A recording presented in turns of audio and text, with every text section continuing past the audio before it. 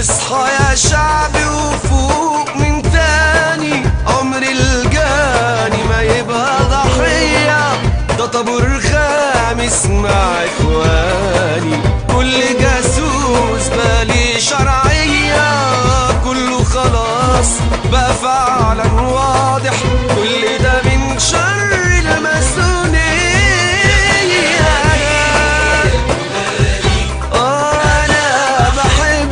يا بلادي اللي خرب واللي دمر لا حنقوله خلاص ممنوع، مصر بلدنا هتفضل جنة، دي مصر محمد ويا يسوع، مصر مساجد ويا كنايس فيها عبادة وفيها خشوع.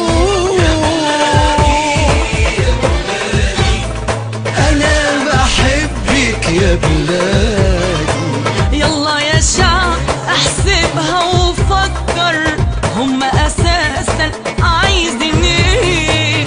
عايزين مصر خراب تتدمر زي ما سوريا وليبيا وليه، اصل سيناريو شيطاني اتكرر والدجال بيوصي عليه.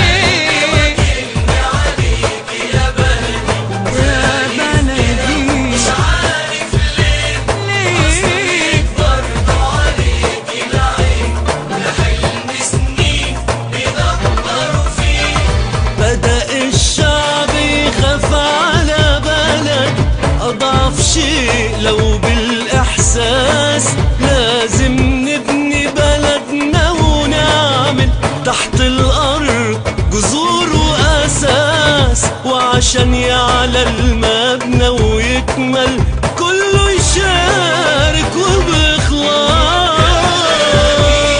يا بلادي يا بلادي